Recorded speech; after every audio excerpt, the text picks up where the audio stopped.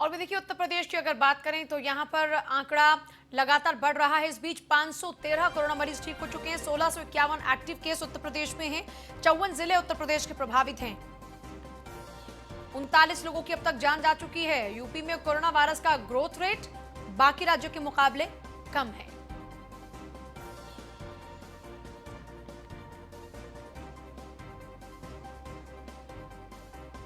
UP में corona के active case हैं 1651। 513 कोरोना के मरीज अब तक रिकवर हो चुके हैं। उत्तर प्रदेश में 39 लोगों की मौत हो चुकी है। 54 जिलों में कोरोना के एक्टिव केस इस वक्त हैं।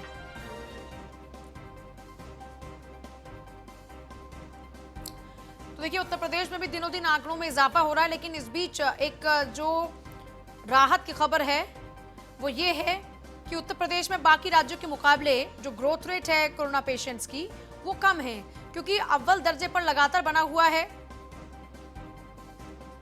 महाराष्ट्र, गुजरात, मध्य प्रदेश, राजस्थान, दिल्ली, फिर उत्तर प्रदेश। यूपी में कोरोना से अब तक 39 लोगों की जान जा चुकी है। 54 जिले इस वक्त कोरोना प्रभावित हैं।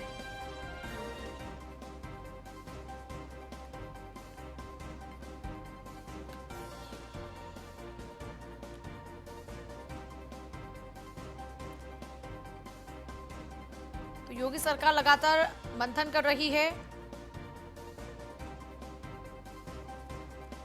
लेकिन कोरोना के एक्टिव केस 1651 इस वक्त हो चुके हैं।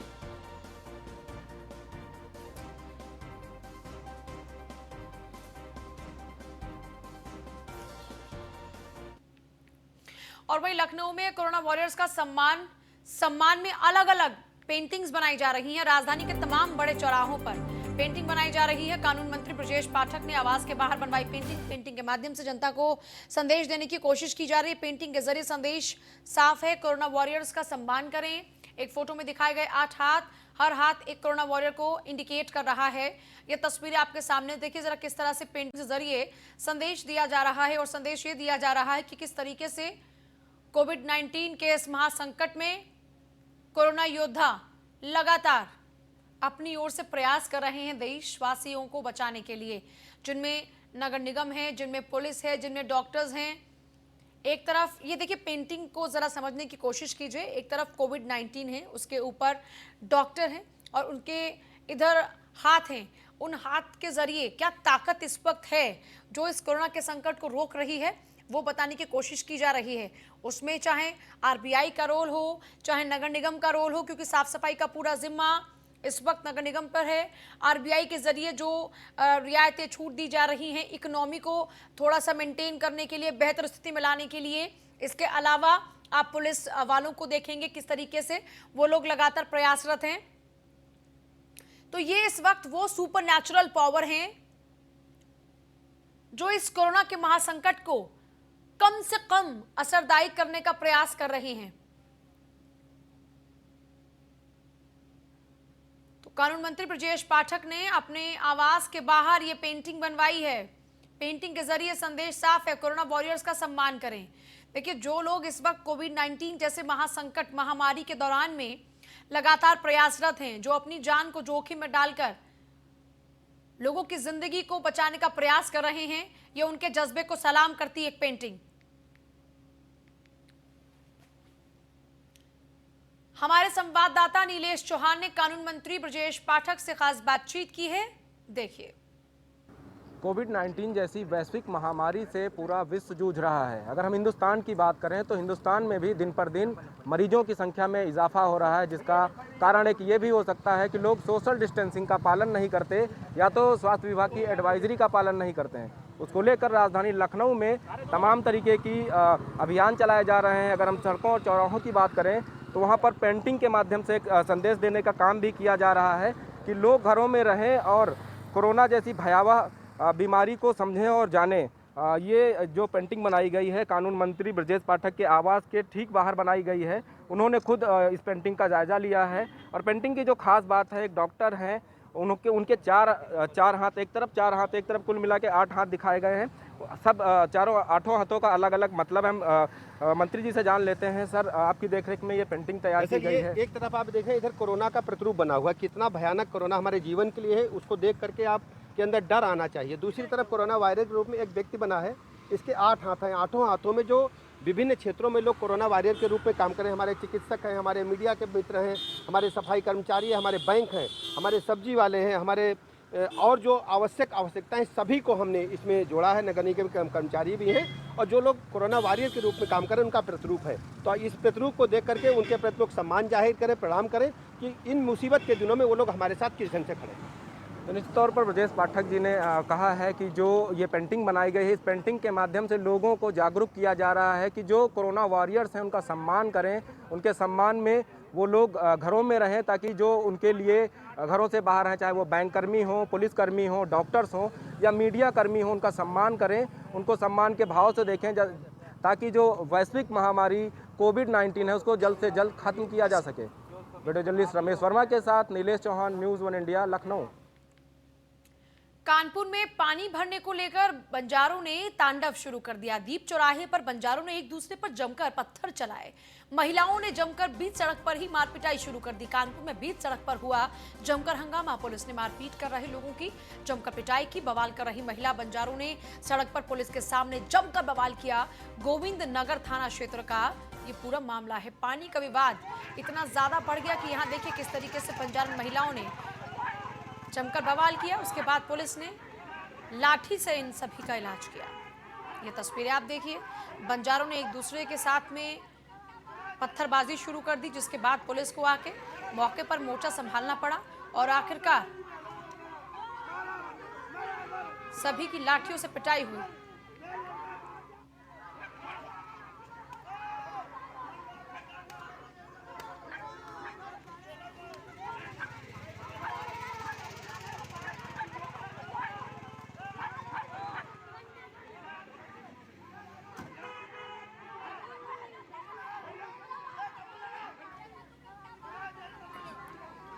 देखिए, एक वो चेहरा भी पुलिस का है सामने जिसमें मानवीय व्यवहार नजर आता है, लेकिन आजकल एक और तस्वीरें भी सामने आ रही हैं जो ये बता रही हैं कि पुलिस का एक अमानवीय चेहरा भी है जो कई जगहों पर अब भी बरकरार है।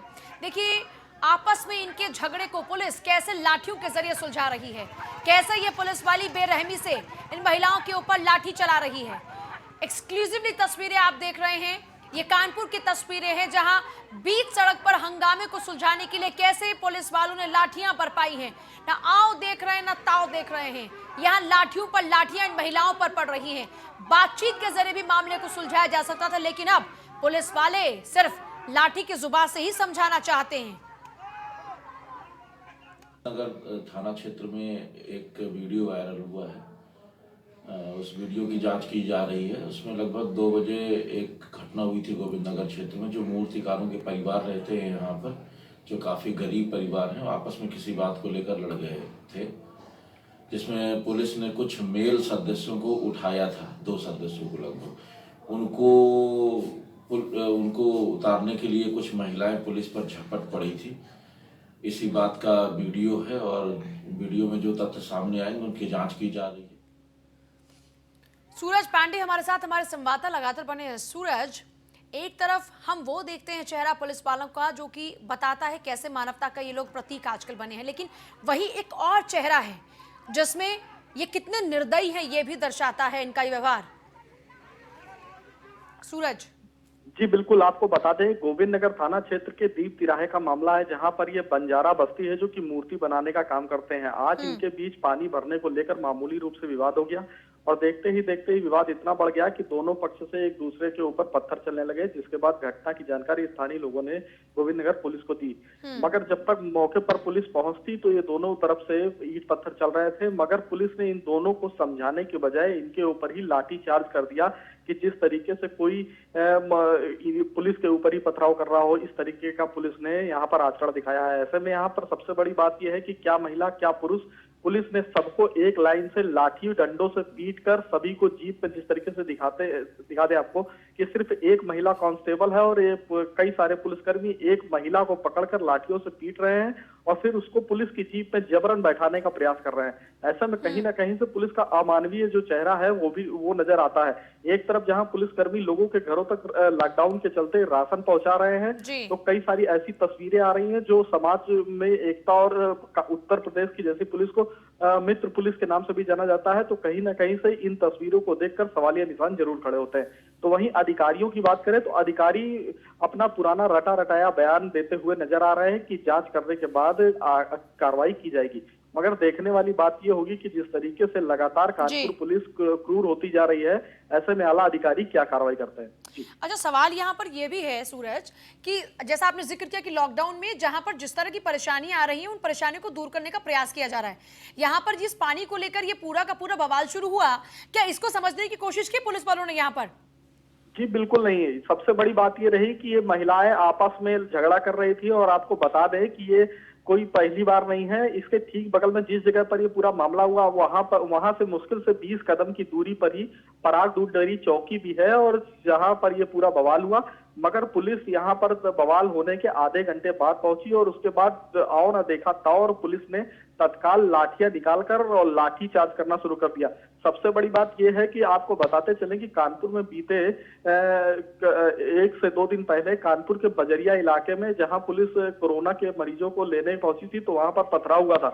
जब वहां पर तो पुलिस भागती हुई नजर आई थी, लेकिन यहाँ पर जो लोगों को समझाकर उनको थाने तक ले जाने का प्रयास करना चाहिए था, मगर उनके ऊपर लाठी चार्ज करके अपना बल दिखाती हुई पुलिस नजर आ रही थी। तो ऐसे में पुलिस की कार्य प्रणाली पर सबसे बड़ा सवालिया निशान खड़ा होता है। जी पूजा। चलिए, बहुत ही शुक्रिया आपका फिलहाल तमाम जानकारी के लिए। शाहजहांपुर में पुलिस ने पेश की मिसाल छात्र ट्विटर पर पुलिस से खाने की एक गुहार लगाई थी। बस के पहुंचने से पहले खाना लेकर खड़ा था पुलिस वाला और 3 बसों में सवार करीब 100 लोगों को भरपेट भोजन कराया गया। सभी छात्रों ने शाहजहांपुर पुलिस की जमकर तारीफ की। प्रयागराज से मुरादाबाद जा रहे थे सभी छात्र। थाना तिलहर क्षेत्र में पुलिस ने खाना खिलाया। देखिए, ऐसी मिसालें भी पेश की जा रही हैं इन दिनों। पुलिस वालों की ओर से 3 बसों में सवार करीब 100 लोगों को भरपेट भोजन खिलाया गया।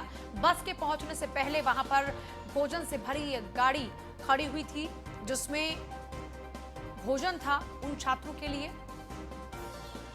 जिन्होंने शाहजहांपुर पुलिस से मांग की थी इस भोजन की। ट्विटर के जरिए खाने की गुहार लगाई गई थी और आखिरकार इस गुहार को सुना भी गया। बस के पहुंचने से पहले ही खाना लेकर खड़ा था पुलिस वाला।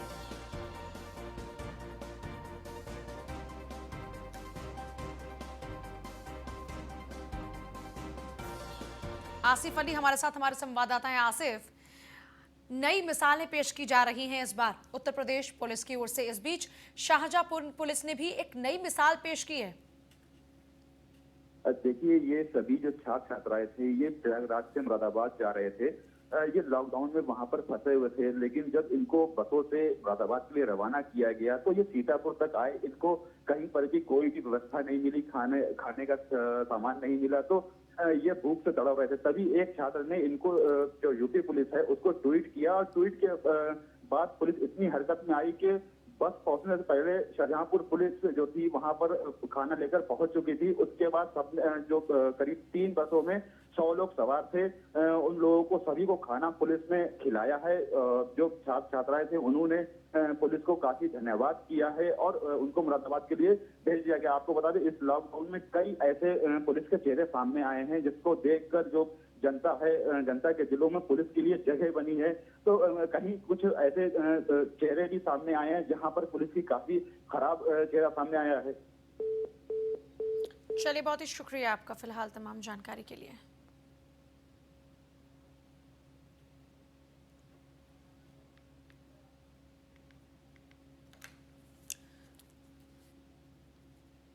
अपर्णा गौतम, एसपी देहात खुद हमारे साथ में हैं। अपर्णा जी, स्वागत है आपका। नमस्कार। अपर्णा जी, इस बार एक नई नई मिसालें पेश की जा रही हैं और इस बार जो पुलिस की ओर से प्रयास किए जा रहे हैं वाकई काबिल तारीफ हैं। जो इस बार ये प्रयास किया गया, गुहार ट्विटर के जरिए आई और आप लोगों ने तुरंत उसको सुनते हुए वहां तक भोजन पहुंचाने का काम भी किया। आप लोग वाकई काबिल तारीफ काम कर रहे हैं। Thank you so much. Ma'am ये जो पूरा आप तो गुहार पहुंची, जरा हम चाहेंगे कि आप बताएंगे किस तरह से पूरा प्रकरण आप लोगों तक पहुंचा और उसके बाद में आप लोगों ने किस तरीके से इंतजाम किए। देखिए, एक जो छात्र थे जो बस में ट्रैवल कर रहे थे, उनके द्वारा शाहजहांपुर पुलिस के ट्विटर हैंडल पे ये ट्वीट किया गया कि उनकी बस काफी टाइम से वो लोग बस में सवार हैं और जा रहे हैं जी, और उनकी बस थोड़े टेक्निकल डिफिकल्टी फेस कर रही थी, तो हॉल्ट पर थी। तो उन्होंने ये कहा कि उनको अगर फूड प्रोवाइड कराया जाएगा, ये गुहार उनके द्वारा लगाई गई। इस पर हमारा जो सोशल मीडिया सेल है शाहजहांपुर पुलिस का, उसने तत्काल संज्ञान लेते हुए इनको वापस मैसेज करके पूछा इनकी लोकेशन, लेकिन रिप्लाई इनका नहीं आ पाया। शायद उस टाइम एक्टिव नहीं होंगे नेट पे जी। तो उसके बाद हमने अपनी जो हमारी हाईवे पे जो थाने हैं तिलहर और कटरा, उसकी फोर्स ने इन बसों को ढूंढा और ढूंढने के बाद बच्चों से वार्ता करके उनकी फूड रिक्वायरमेंट को पता करते हुए करीब 100 बच्चों को हमने भोजन प्रोवाइड किया।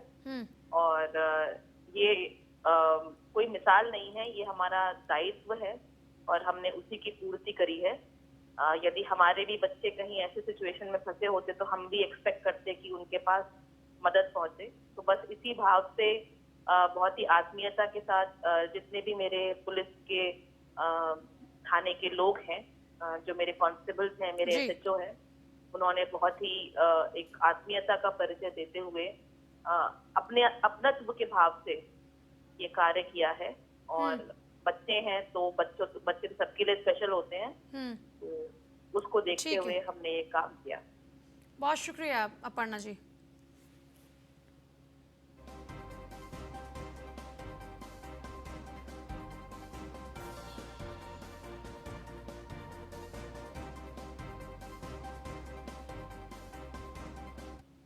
योगी सरकार का ऐतिहासिक फैसला, खाद्यान्न उपलब्ध कराने के लिए योगी सरकार का यह ऐतिहासिक फैसला है। दूसरे प्रदेश में फंसे यूपी के मजदूरों के लिए योगी सरकार का अब तक का सबसे बड़ा कदम है।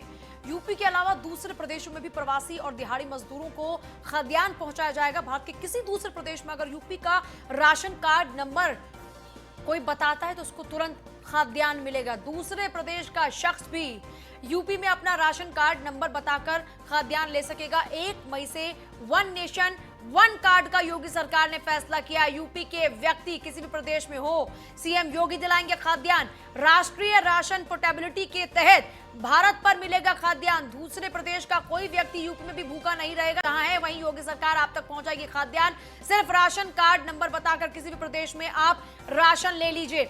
अगर आप राशन कार्ड धारक हैं और आप अगर किसी और राज्य में फंसे हैं तो वहां पर अपना राशन कार्ड नंबर बताइए और खाद्यान्न ले जाइए। ये पॉलिसी सीएम योगी लेकर आए हैं, योगी सरकार लेकर आई, और ये वाकई एक ऐतिहासिक फैसला है। एसके वाजपेयी हमारे साथ हमारे संवाददाता जुड़ गए। एसके, ये वाकई ऐतिहासिक फैसला है योगी सरकार का, क्योंकि अभी तक ऐसे कदम नहीं उठाए गए थे। अब तक राज्य सरकारें अपने स्तर पर ये काम कर रही थी, लेकिन जिस तरीके से यहां पर एक राष्ट्र के लिए एक पॉलिसी लेकर आए हैं योगी, ये बहुत अलग।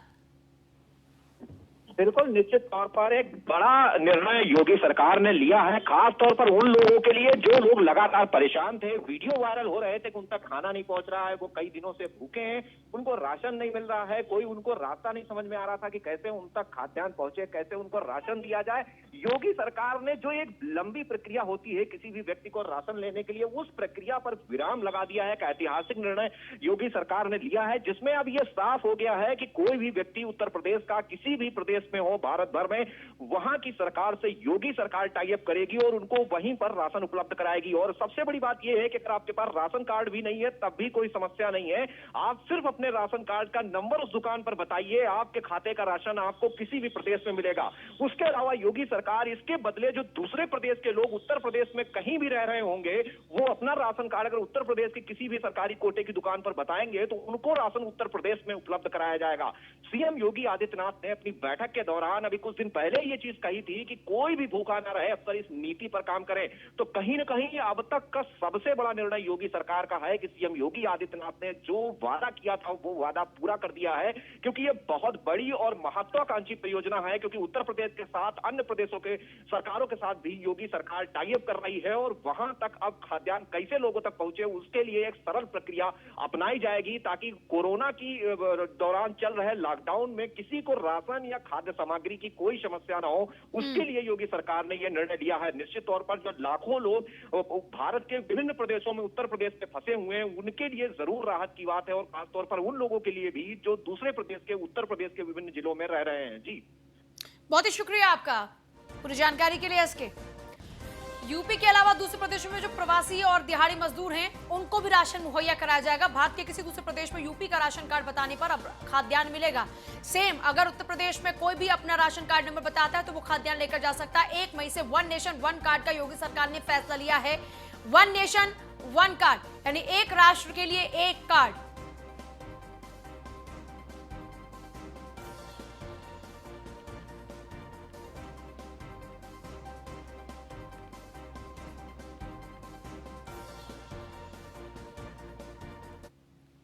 लॉकडाउन में लोगों की हर संभव मदद कर रही है सरकार। तमाम गैर सरकारी संस्थाएं भी लोगों की मदद के लिए आगे आई हैं।